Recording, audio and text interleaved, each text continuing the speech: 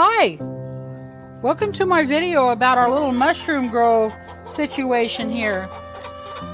This is the greenhouse we built. It's made out of candle panels, topped with a 4-year topper. We take this off in the summer because it's like 110 here and it'll kill everything, including you, if you stand in it.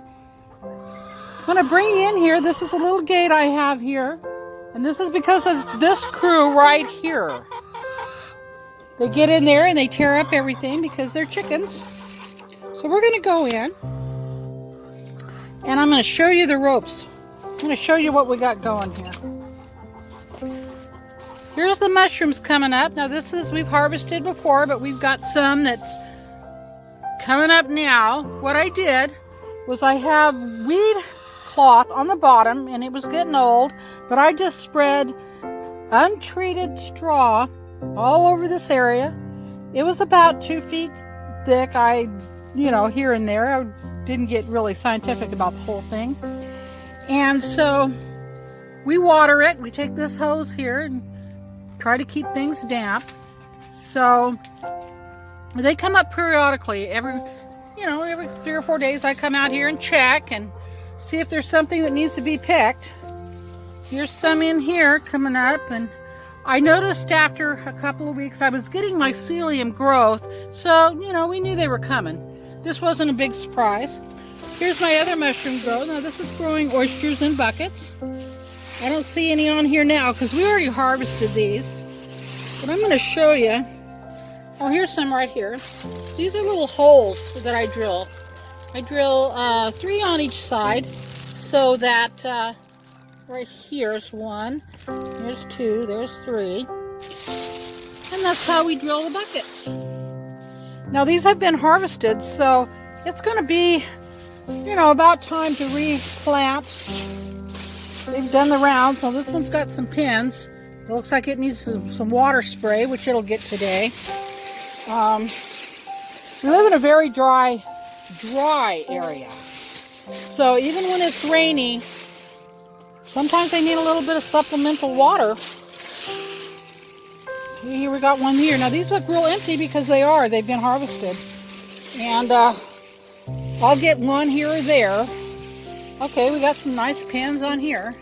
So we'll get another clump on there. And you just gotta watch them. Now in here I got some almond agaricus. We put these in pretty early, even for this area. They like warm weather. So it's a mixture of manures and compost, and hopefully when the hot weather hit, they'll decide to fruit. That's an experiment. I haven't grown them before. I made the grain spawn, which we have a video about, and we're just hoping that they'll take. I have some wood in here. That gives them plenty of air. And here I got some other type of mushrooms that also like the heat. This was an experimental grow. So it looks like it's drying out pretty bad. So this needs to be wet down today really, really well. And then put inside. So, there's a little maintenance, but actually it's pretty low work in my opinion. I just took the pitchfork and started undoing the straw and throwing it in here. You don't have to have a greenhouse to do this. I also have a bed outside that's producing okay. I need to put some more straw on it because what happens is I put a lot of grain spawn in here. I grow my own, so I had plenty to spare. I kind of put it in groups as it likes to grow that way. And doing that, these mushrooms come in there and the mycelium will start moving through here. And then it will fruit. And because it knows that it's running out of energy. So when this starts fruiting, it'll fruit over time.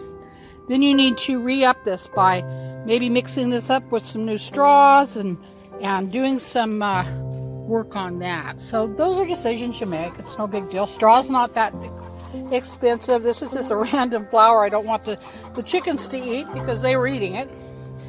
And there you go. That's our mushroom farmers low-tech grow. Bye-bye.